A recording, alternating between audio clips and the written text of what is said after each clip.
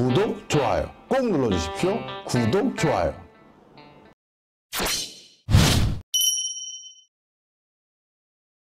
안녕하세요, 박정호입니다. 자, 오늘 이 시간에는요, 코로나19가 언젠가는 일단락 되겠죠. 저도 제 소견으로는 내년은 너무 좀 성급한 것 같고, 내년 후반기 또는 내후년쯤에는 그래도 코로나19가 이제 말끔히 사라지지 않을까라는 어떻게든 긍정적인 기대를 가져보는데요. 자, 그런 과정에서 코로나19가 어느 정도 일단락 되고 난 뒤에 전 세계적으로 공간적인 어떤 가치, 공간적인 지형이 크게 바뀌어갈 움직임이 보여지고 있습니다. 그래서 오늘은요, 코로나19 전 세계 국가들이 공간을 두고 어떠한 새로운 경합을 벌이게 될지 설명을 좀 드리려고 합니다. 그 대표적인 테마로 그래서 경제자유구역, 경제특구 이걸 가지고 말씀드리려고 합니다.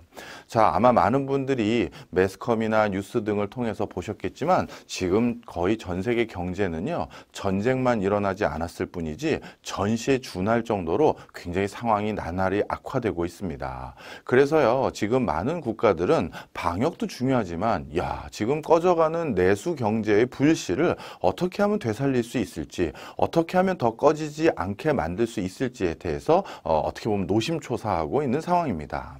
자, 그런데 이 과정에서 이미 많은 국가에서 재정 지출 또는 화폐 발행 또 그 밖에 여러 가지 정부 사이드에서 할 수 있는 역량을 최대한 동원하다 보니까 정작 코로나19가 끝나고 난 뒤에 경기를 부양하는 데 있어서 마중물 역할을 해줄 자금원이 정부들이 많은 정부에서 충분하지 않을 가능성이 있습니다. 그렇겠죠. 이렇게 엄혹한 시절을 견뎌내는 과정 중에 많은 기업과 많은 개인은 출혈 경영을 했었을 것인데요. 자, 그런 과정에서 갑자기 경기가 좀 좋아졌다라고 해서 아니면 코로나19가 어느 정도 박멸의 기미가 보인다고 해서 갑자기 투자나 소비나 고용을 늘려줄 민간 주체 그렇게 찾기는 쉽지 않을 겁니다.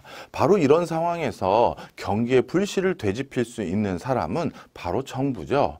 정부의 여러 자금을 바탕으로 원래 국가가 운영하려고 했던 여러 계획들을 조금 선집행해서 민간의 수요처가 돼주거나 아니면 정부 스스로 좀 더 적극적으로 고용의 캐파를 늘려서 많은 부분에서 경제가 돌 수 있는 기회 요인을 만들어 줘야 되는데요.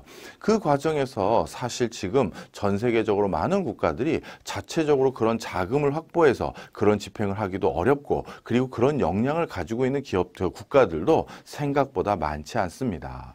자, 이런 상황에서 그동안에도요, 사실 많은 국가에서 자국의 경제를 발전시키기 위한 그 새로운 젖줄을 어디서 찾기 시작했느냐? 바로 경제특구에서 찾기 시작했습니다. 최근 들어서요, 코로나19 전입니다. 전 세계 경제특구가 지속적으로 확대해 오고 있었습니다. 이걸 보시면 이거는 전 세계 경제특구의 현황인데요. 1975년부터 최근 코로나19가 터지기 전인 2018년까지 전 세계 경제자유구역 또는 경제특구 이게 얼마나 많이 급증했습니까? 정말 엄청난 숫자로 증가했었죠. 자, 그러면 이렇게 경제특구가 대규모로 증가하고 늘어날 수밖에 없었던 대표적인 요인들 몇 개를 좀 살펴볼까요? 자, 보시면 어떻습니까? 지금 결정적인 곳이 97년부터 2002년까지 굉장히 급증했다는 걸 보실 수가 있고요. 다시 2008년부터 2014년까지도 상당한 증가폭을 보이고 있고 그리고 최근 들어서도 다시 한번 급증을 하고 있다는 걸 보실 수 있습니다. 자, 공통점이 뭔지 보이시죠? 1997년, 2008년 뭡니까? 다 위기였을 때였습니다. 97년은 우리나라에게도 참 뼈아픈 시절이었죠. IMF 외환위기라고 불리우는 시절이었는데요. 그때 우리나라뿐만 아니라 이 동북아시아, 동아시아 근처에는 많은 국가가 경제적인 어려움을 토로하고 있었는데요. 홍콩도 금융시장이 어려웠었고 태국도 마찬가지고 말레이시아도 마찬가지고 적지 않은 나라들이 경제적으로 아주 직격탄을 맞았고요. 그뿐만 아니라 인접한 국가들도 역시 바로 옆에 있는 상당히 경제 관계가 긴밀했던 국가가 경제 위기에 처하니까 나머지 국가도 물론 무슨 IMF의 구제금융을 받는다든가 이 정도까지는 아니지만 그래도 적지 않은 어려움을 같이 감내해야 됐던 적이 있습니다. 자, 바로 이 97년에 그래서 그 위기 어떻게 극복했나요? 많은 국가들이 어떻게든 민간의 경제를 되살리기 위해서 적극적으로 소비해주고 투자해주고 고용해줬죠. 그 많은 출혈 경영을 해서 경기의 불씨를 다시 살려놨던 것입니다. 자, 그런데요, 그 과정에서 우리나라뿐만 아니라 많은 나라들이 무엇에 대한 중요성을 다시 한번 깨닫게 된 시점이 이때냐면, 아하, 외국인 직접 투자를 많이 유치해야겠구나. 우리가 경제 활동을 좀 더 빨리 회복시키고 보다 왕성하게 회복시키려고 했더니 국가 스스로의 자금은 제한되고 한정돼 있다 보니까 여기도 투자하고 저기도 투자하고 또 저기에도 투자할 수 있는 자금 여력이 안 되는구나. 그렇다면 그런 자금을 어디서 받아낼 수 있을까? FDI라고 해서 Foreign Direct Investment, 외국인 직접 투자를 많이 받으면 그 돈이 결국 내수 경제를 활성화시키는데 크게 기여하는구나 라는 생각을 갖게 됩니다.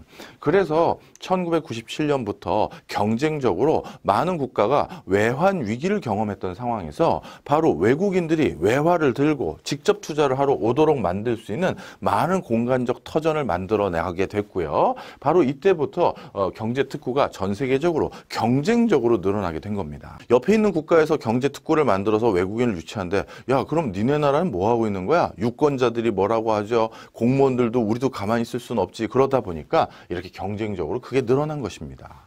역시 2008년도 근처도 마찬가지입니다. 2008년도 글로벌 금융위기가 즈음했었을 때 역시 전 세계 경제가 어려워지다 보니까 새로운 자국 경제의 활로를 모색하기 위해 외국인들이 자유롭게 경제 활동을 할 수 있는, 어떻게 보면 약간의 치외 법권 같은 것을 인정해주는 공간을 만들어주고 거기는 마음껏 뛰어노셔도 됩니다. 그러고 나서 거기에 투자할 수 있도록 유도해주는 그런 특구들이 대거 많아지게 됐고요. 그 다음에 최근에는 더더욱 글로벌 밸류체인이 바뀌어가면서, 그리고 전 세계적인 경제가 더욱더 치열한 경쟁 속에 있으면서 어떻게든 자국 경제를 유치하기 위한 인도를 포함해서 주요 아세안 국가들, 신흥 저개발 국가들이 대거 자체적으로 자금원을 가지고는 투자를 할 수가 없기 때문에 외국인들을 이렇게 대거 모집하게 된 것이죠. 자, 이게 바로 전 세계가 경제가 어려울 때마다 새로운 활로를 모색하기 위해서 만들었던 대안으로 경제 특구를 꼽을 수 있습니다. 자, 코로나19 저는 똑같다고 보는 거예요.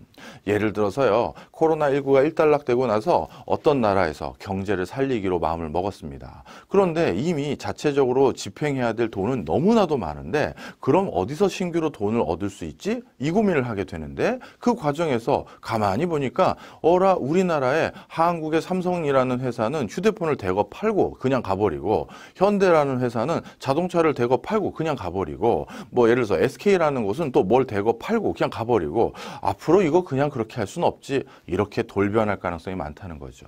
그래서 한국 기업뿐만 아니라 중국 기업 또는 미국 기업 등 어느 나라든 우리나라에서 비즈니스 하고 싶으면 이제 우리나라 일자리 창출에 기여해야 되고, 아니면 우리나라 안에서 생산해서 우리나라 안에서 생산한 것만 우리가 수입해 줄 거야, 이런 식의 각종 보호무역 조치가 강화될 가능성이 많습니다. 아니면 또 다른 방편으로 이렇게 보호무역을 강화할 수 있는 나라는 그래도 전 세계적으로 많은 기업들이 매력을 느낄 수 있는 시장 규모가 큰 나라들이 대부분 여기에 해당되죠. 중국도 지난 2000년부터 지금까지 발전해 왔을 때 전부 어떤 방식을 썼습니까? 지금 제가 말씀드렸던 그 방식이었죠. 우리 중국에서 무엇인가 물건을 팔고 싶으면 합작법인을 설립해야 된다. 누구와? 중국과. 그렇게 해서 합작법인을 설립해야지만 중국에서 비즈니스를 할 수가 있는 것인데, 우리 많은 기업들이 그런 불편한 관계 속에서도 그래도 중국에 들어가려고 했던 이유는 중국에 15억 이상 되는 저 인구가 너무나도 매력적인 거죠. 그 시장에 뭘 팔고 싶으려면 어쩔 수 없이 저들의 룰을 따라야지 뭐, 야, 가자, 이렇게 된 겁니다. 자, 그렇다면 코로나19 이후에도요, 중국과 똑같이 내부의 시장 규모가 큰 나라들, 대표적으로 인도 꼽을 수 있고요, 아세안 지역 같은 경우는 제가 얼마 전에 다루어드렸던 인도네시아, 이런 시장들 같은 경우 외국 기업들로부터 바로 중국과 같이 니네가 여기서 비즈니스 하려면 우리 회사랑 같이 여기서 회사를 운영해서 일자리 창출에 기여해야 된다는 등 이런 옵션을 제공할 가능성이 많습니다. 그런데 약간 그거보다 위상이 약한 국가들은 어떻게 할 수밖에 없냐면요, 그러면 이제 나머지 방법은 뭐다? 아하, 경제 특구를 열어주는 거예요. 지금 무슨 얘기냐? 저 나라는 고개 숙이고 들어갈 그 나라 정도는 아니고, 그렇다고 고개 뻣뻣이 해가지고 저 시장을 버리기도 아깝고, 이런 국가들 같은 경우는 외국 기업들에게 뭔가 당근을 같이 제시해 줘야 됩니다. 우리나라에서 비즈니스 하기 편한 예를 들어서 법인세를 낮춰줬다든가 각종 환경 규제를 없애줬다든가 아니면 외국인 비자를 장기간으로 자동적으로 연장할 수 있는 그런 지역을 만들어줬다든가 이런 뭔가 혜택을 주면서 여기서 뭔가 회사 차려서 그 회사에서 만든 걸 가지고 우리나라 내수시장에 진출하시면 편합니다 라는 어떤 제스처를 취하면서 코로나19로 출혈했던 그 많은 부분을 감내할 가능성이 많다는 것이죠. 바로 제가 지금 와서 이것을 다시 여러분들께 제시해 드리려고 하는 이유는 이렇게 불황일 때마다 이걸 탈출하기 위한 다양한 경제 특구들이 이렇게 대두된 적이 있다라는 점입니다. 언제 저희 박정호TV에서도 또 해드릴 얘기입니다만 두바이가 대표적으로 경제 특구 중에서 가장 성공적인 사례였습니다. 사실 두바이의 1991년의 사진이 바로 이건데요. 어떻습니까? 그야말로 3억 한복판에 유목민들이 사는 곳이고 이 척박하고 황량한 땅에 그럴싸한 도시의 기능이라든가 그럴싸한 정주 여건 이런 것들은 기대할 수 없었습니다. 자, 그런 두바이가 갑자기 왜 이런 천지개벽할 일이 생겼느냐라고 하면요. 자, 이게 누가 여기랑 같은 곳이라고 하겠어요. 예. 이렇게 바뀐 이유는 첫 번째는 두바이는 중동에 있는 여러 국가들 중에서 가장 석유의 가채 연수가 얼마 안 남은 국가였습니다. 즉 우리가 이제 석유를 캐서 먹고 살 수 있는 기한은 시한부 인생에 불과하다. 그렇다면 우리 아랍에미레이트가 향후에도 지속적으로 먹고 살기 위해서는 석유 말고 이제 새로운 100년, 새로운 200년을 먹고 살 만한 새로운 뭔가 테마를 찾아내야 되는데 그 테마는 이제 자원에 의존한 것은 아니겠죠. 그래서 생각한 것이 전 세계에서 가장 기업하기 좋은 도시를 만들어 보자라는 게 바로 두바이의 컨셉이었습니다. 그리고 나서 제일 먼저 했던 것은요. 여러분들이 어느 회사 다닐 때 제일 폼나고 제일 기분 좋은 게 뭔가요? 아니면 남들한테 자랑하고 싶은 게 뭔가요? 물론 그 회사 자체의 이름이 너무나도 잘 알려져 있는 명망 있는 회사라면 누군가에게도 그냥 나 어디 다녀? 그러면 와, 너 어떻게 들어갔어? 이 소리를 들었겠죠. 하지만 그런 회사가 아니면 슬쩍 친구들에게 이렇게 말하는 친구들이 많습니다. 우리 회사 근처로 놀러와. 내가 저기 치킨 쏠게. 이렇게 하는 거죠. 사실 이제 히든 챔피언이라고 불리우는 회사라든가 중견기업 중에서 아주 견실한 회사들 같은 경우는 아주 그럴싸한 사옥을 갖거나 사내 카페라든가 사내 옥상 정원, 사내 안에 여러 가지 인프라를 너무나도 잘 갖춰놓은 회사들이 종종 있습니다. 그러면 야, 너 대기업 갈 줄 알았더니 결국 중소기업 간 거야? 이렇게 폄하를 당하고 있을 때 우리 회사 놀러와 하고 해서 회사를 한번 쫙 보여주면 야, 니네 회사 진짜 좋다. 이렇게 얘기하면서 사람들이 자신을 보는 눈이 달라지고 그리고 사람들이 나를 내가 다니는 회사를 달리 인식하게 된다는 거 아마 그런 것들 아마 쉽게 짐작하실 수 있을 거예요. 마찬가지라는 거죠. 많은 기업들이 저기 가서 일하고 싶어 라고 만들려면 그만큼 사람이 살 만한 좋은 정주 여건을 만들어 줘야 되는 것입니다.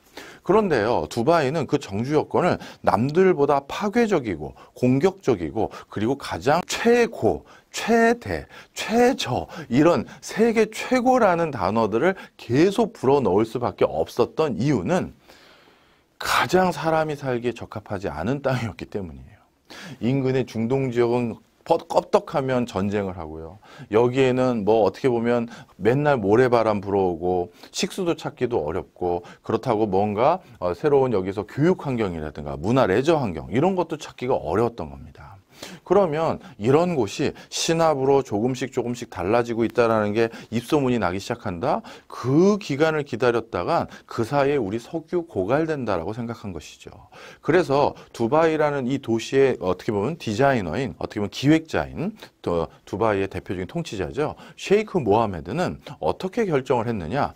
역치 이상의 과감한 투자를 하지 않고서는 그 누구도 두바이에 와서 비즈니스를 하려고 생각하지 않을 것이다 라고 해서 그 뒤에 두바이에서 만들었던 모든 것들에 대한 수식어를 떠올려 보십시오. 일단 우리 미션 임파서블이라는 영화에서 나왔던 세계에서 제일 높은 빌딩 버즈 칼리파. 그 버즈 칼리파 그러면 두바이에 있는 거지? 벌써 이렇게 되는 거죠. 그 다음에 세계에서 가장 비싼 호텔, 7성급 호텔이라고 이렇게 돛대 모양으로 나와 있는 호텔 보신 적 있을 겁니다. 거기서 투숙 한번 하려면 200만 원을 내야 되나? 이렇게 되더라고요. 저는 그것도 모르고 두바이 출장 갔다가 거기에 묵을 수는 제가 감이 없고 그냥 그 호텔에서 커피숍에서 커피나 한잔 하면서 호텔 구경이나 해야지 하는 아주 순진한 생각을 했어요. 그래서 저는 택시를 잡고 버즈 칼리파를 가자라고 했죠. 그 버즈 칼리파래네요. 그 호텔로 가자. 그 갑자기 호텔 이름이 기억이 안 납니다. 있습니다. 자, 우리 저기 기획자님이 자막에 넣어줬네요. 바로 이 호텔 이름인데요. 자, 여기에 그래서 딱 갔죠. 그랬더니만 세상에 낭패를 봤어요. 이 호텔은 예약한 사람이 아니면 들어갈 수가 없다고 하더라고요. 일반인들이 그냥 저 잠깐 로비만 들어갔다 오려고 하는데요. 그게 안 된다는 겁니다. 워낙 7성급 호텔로 전 세계 사람들의 관광에 어떻게 보면 주목을 받게 됐고 그 때문에 관광지 아닌 관광지가 되다 보니까 정말 이 7성급 호텔 안에서 가장 쾌적하고 안락한 서비스를 누리고 싶은 그 많은 호텔 투숙객들이 오히려 피해를 볼 수 있기 때문에 그래서 일반인들이 그냥 호텔인데 들어가서 그냥 쓱 보고 오는 게 안 되는 거예요. 그래서 그래서 이 상황을 알고 다음날 다시 제가 묵었던 그냥 뭐 남루한 호텔, 7성급 호텔에 비해선 그 남루한 호텔로 돌아가서 어떻게 했느냐? 그 커피숍에 예약을 했습니다. 커피숍이라도 예약을 하면 그 앞에 있는 그 호텔 앞에 있는 경비가 그걸 보고 예약자 명단에 이름이 있으면 들어가라고 해주거든요. 세상에 커피 한 잔도 그렇게 비쌀 수가 없네요. 하여튼 그래서 그 비싼 커피를 아주 찔끔찔끔 먹으면서 그 호텔 들어가서 이야, 여기가 이렇게 7성급 호텔이구나 한번 보고 왔을 정도로 자, 이처럼 두바이는 많은 볼거리를 만들어 놨습니다. 그뿐만 아니라 해저 호텔도 만들어 놨고요. 두바이 그러면 열사의 나라라고 생각하지만 두바이에는 스키장이 있습니다. 실내 스키장이에요. 그래서 그 스키를 타러 두바이에 겨울옷을 팔고 겨울옷을 입고 두바이 어떤 실내 어떤 큰 빌딩 쇼핑몰인데요. 그 쇼핑몰 안을 돌아다니는 사람을 보면서 여기가 과연 지구인가 아닌가 생각할 정도로 정말 이색적이었습니다. 자, 이런 것들을 하나씩 만들어 두면서 어떻게 됐느냐? 두바이는 적어도 중동 지역에서 비즈니스를 할 수 있는 가장 허브 도시로 완전히 탈바꿈되게 됐고요. 이것 때문에 두바이라는 도시가 전 세계인에게 다시 주목받는 상황이 됐습니다. 자, 그런데 아까 말씀드렸던 셰이크 모하메드는 이 두바이를 단순히 건물 멋있는 거 짓고 호텔 최고급으로 들어서고 세계적인 명품 쇼핑몰 다 집어넣고 그 다음에 세계적인 또 뭐가 있을까요? 수상 레저 스포츠 할 수 있는 거 이런 걸 다 만들어 놨다고 무조건 사람이 오는 거냐? 그렇지 않죠. 비즈니스를 해야 되는 게 중요하잖아요. 경제 특구로 만들어 버렸습니다. 그래서 어떤 특구냐? 두바이에서는요, 법인세가 없습니다. 그 다음에 두바이에서는요, 소득세도 없습니다. 세금이 없어요. 그러니까 여기에선 돈을 벌면 다 가져가. 네 거야. 이렇게 해준 겁니다. 그러다 보니까 전 세계에 있는 많은 사람들이 내가 예를 들어서 1년에 100억을 버는데 100억에서 우리나라에서 내가 근무할 때는 40%가 세금이야. 40억을 세금으로 내고 있어. 그런데 그럴 게 아니라 이 두바이에 가서 내가 비즈니스를 하면 나는 세금을 안 내. 야, 짐 싸서 우리 법인 등기를 절로 옮기자. 아니면 내 주소지를 절로 옮기자. 이렇게 하는 사람들을 모으기 시작한 것이죠. 그러다 보니까 정말 두바이에는요, 전 세계 글로벌 기업들 중에서 두바이에 사무실이 없는 회사가 과연 있을까 싶을 정도로 그 건물 빌딩, 그럴싸한 빌딩에 들어가 보면 정말 세계적인 기업의 이름들이 다 즐비한 상황입니다.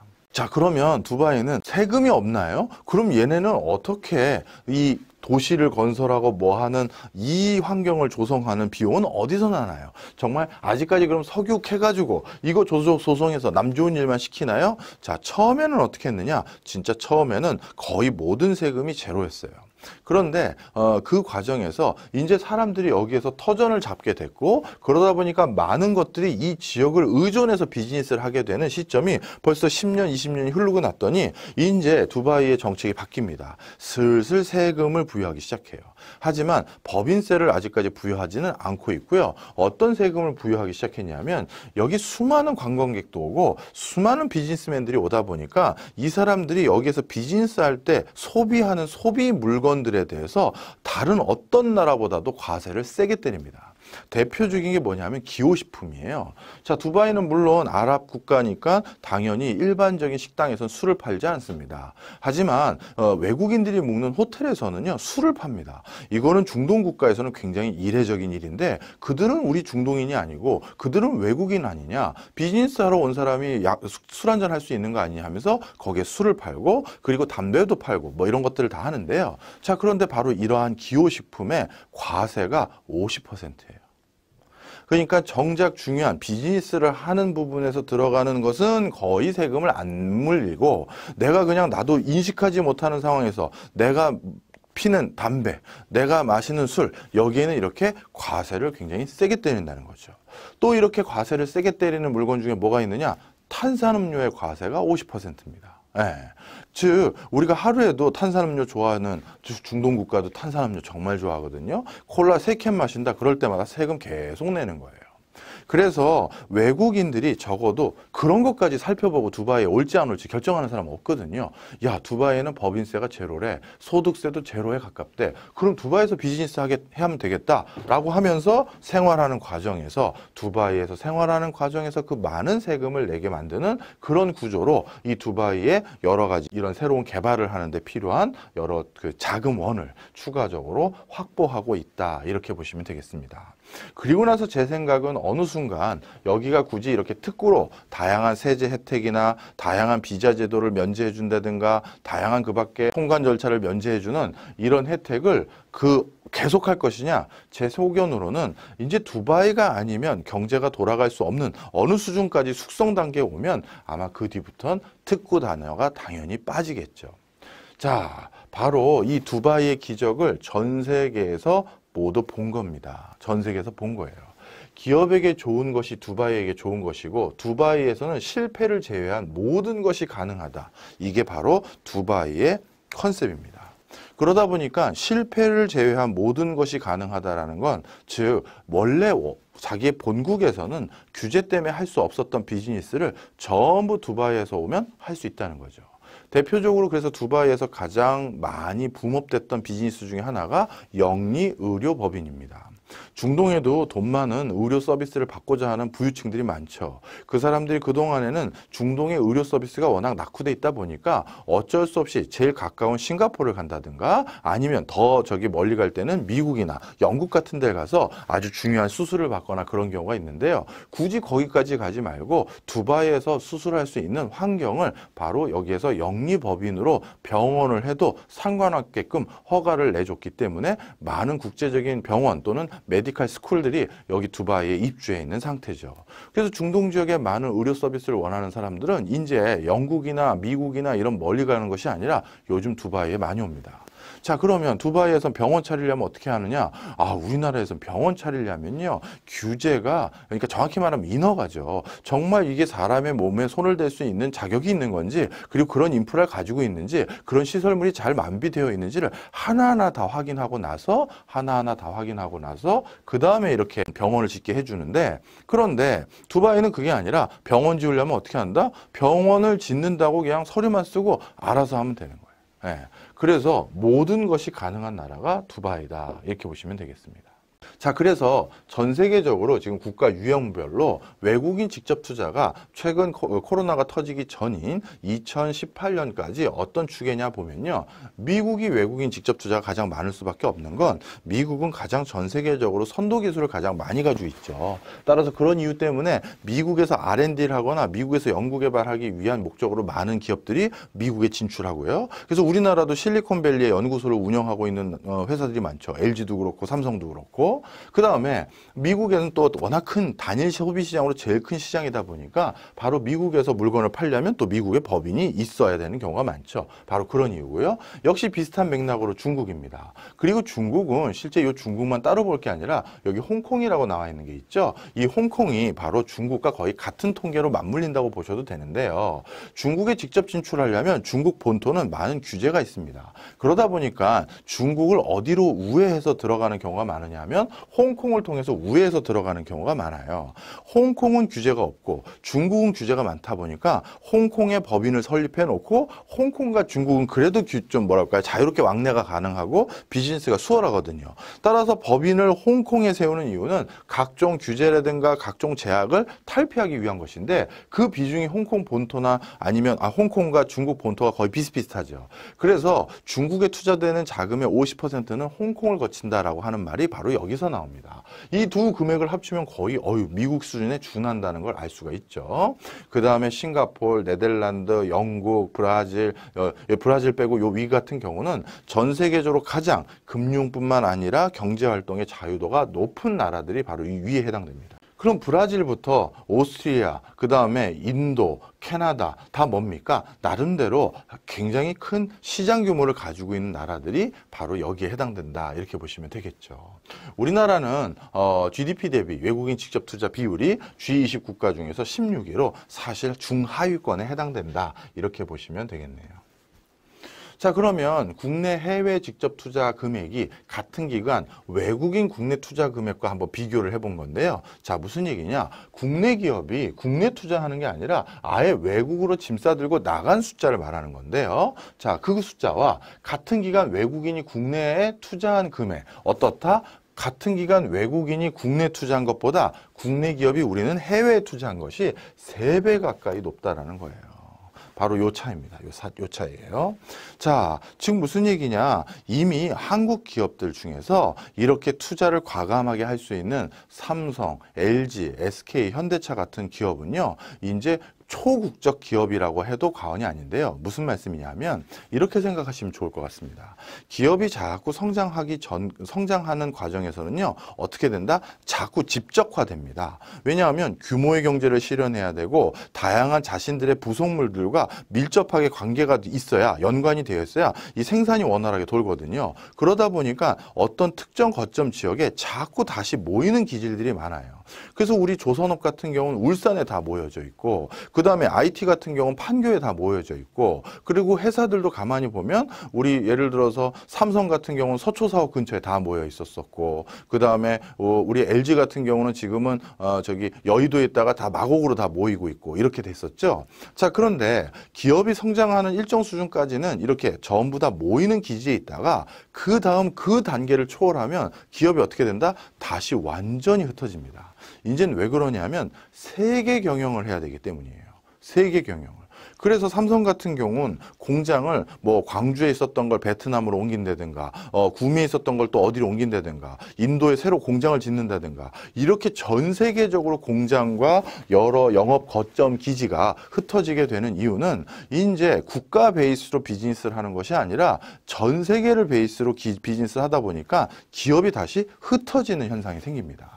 그래서 이거는 나쁘게 보면 우리 기업들이 자꾸 외국에만 투자하고 국내 투자를 안 하네 이런 것도 있지만, 반대로 보면 이제 우리 기업들 중에서 투자를 견실하게 하는 기업들은 진짜 초국적 기업까지 올라갔구나 이렇게 해석할 수도 있고요. 그리고 물론 영세한 기업들 같은 경우는 국내의 비싼 인건비와 지대를 피해서 값싼 해외 인건비와 임대료를 찾아서 나간 것도 여기 같이 혼재되어 있죠. 하지만 중소기업이 투자한 금액들에 비해서 대기업이 인도라든가 베트남에 한 번에 투자하는 금액이 워낙 크다 보니까 이러한 편차는 어디에서 기록된다? 사실 초국적 기업들의 투자 때문에 저런 현상이 확인된다. 이렇게 보시면 되겠습니다. 자, 그렇다면 우리나라는 어쩔 수 없이 기업이 성숙 단계이다 보니까 우리 기업들은 해외로 나갈 수밖에 없는 그런 상황들도 있고, 그리고 우리나라의 굴지의 대기업 같은 경우 매출의 90% 가까이를 이미 국내가 아니라 해외에서 거두고 있습니다. 따라서 지금 코로나19로 아까 서두에도 말씀드렸듯이 해외에서 우리가 뭔가 수출을 원활하게 하기 위해서는 현지 투자를 더욱더 요구받게 되는데, 그 현지 투자를 요구받는 과정에서 당연히 해외로 다시 나갈 수밖에 없는 상황. 이런 상황이죠. 그렇다면 우리 기업들은 다 해외로 나가고, 그럼 우리는 어떻게 하란 말이냐? 그래서 우리도 우리 스스로 뭔가 외국인들이 한국에 투자할 수 있는 새로운 유인책을 만들어야 되는데, 그게 바로 경제 자유구역이라고 할 수 있는데요. 그렇다면 우리나라의 경제 자유구역은 대표적인 게 뭐냐? 송도를 꼽을 수가 있습니다. 송도가 대표적인 경제 자유구역인데요. 그래서 우리 한국의 대표적인 송도를 비롯한 몇 개 그 밖에도 경제 자유구역이 있는데, 우리나라의 경제 자유구역의 경쟁력을 한번 살펴봤는데요. 경쟁력은 어떻게 되느냐? 이쪽 Y축이 국가 경쟁력이고 X축이 지역 경쟁력인데, 보시면 지금 국가 경쟁력은 이런 푸동이라든가 카토비체 이런 데보다는 우리가 높은 편이지만 두바이, 싱가포르, 아일랜드보다는 다소 살짝 낮은 편입니다. 그리고 지역 경쟁력은 아일랜드나 싱가포르는 상대적으로 높지만 우리 한국은 두바이보다도 지역적인 경쟁력은 낮고 카토비치보다도 지역적인 경쟁력이 더 낮아요. 자, 그럼 국가 경쟁력은 뭐고 지역 경쟁력은 뭐냐? 이렇게 되실 텐데요. 자, 국가 경쟁력은 말 그대로 그 나라 전반적인 분위기가 경제 활동을 하는데, 기업 활동을 하는데 얼마나 견실한 상태인지를 보여주는 겁니다. 도로 같은 인프라, 그 다음에 행정 처리를 하는 어떤 선진화, 이런 모든 국가 전반적으로 우리가 누리게 되는 편익들을 비교했었을 때, 한국은 두바이나 싱가포르, 아일랜드보다는 낮지만 이런 데보다는 높은 중위권 정도로 볼 수가 있어요. 그런데 지역 경쟁력은 오히려 전 세계적으로 좀 하위권에 해당된다는 거죠. 그 이유는 한국의 경제 자유구역은 우리로 따지면 서울이나 이 서울에 가까운 바로 인접한 지역의 경제 자유구역을 한 게 아니라 저기 송도, 서울에서부터 굉장히 외진 곳에다가 이렇게 하게 되고요. 송도는 그나마 수도권에 있으니까 나은데, 저기 부산에 있는 경제 자유구역, 강원도에 있는 경제 자유구역, 그 다음에 평택에 있는 경제 자유구역, 이런 것들은 사실 이런 지금 비교하고 있는 싱가포르, 두바이, 아일랜드 이런 것보다는 당연히 그 지역이 가지고 있는 경쟁력, 정주 여건이 많이 떨어지겠죠. 바로 그런 이유 때문에 우리의 경제 특구, 대표적인 경제 특구인 경제 자유구역은 해외와 이런 좀 지역적인 경쟁력에서 좀 여류에 있다, 이렇게 보시면 되겠습니다. 그럼 대표적으로 우리나라의 경제 특구에는 어떤 것들이 있느냐? 대구, 경북, 광양만, 인천, 이건 송도죠. 부산, 진해, 황해, 동해안권 이런 것들이 있고요. 판교랑 대덕은 물론 경제자유구역은 아닙니다만 이들 지역도 우리나라의 대표적인 선진화된 어떤 지역이기 때문에 경쟁력을 같이 비교해 보려고 가져온 것인데, 점수를 보시면 이렇게 세계적인 경쟁력을 가지고 있는 싱가포르, 두바이, 아일랜드보다도 오히려 못한 상황이다라는 것을 볼 수가 있죠. 자, 그래서 코로나19로 제가 첫 번째 걱정하는 요인은 바로 뭐다?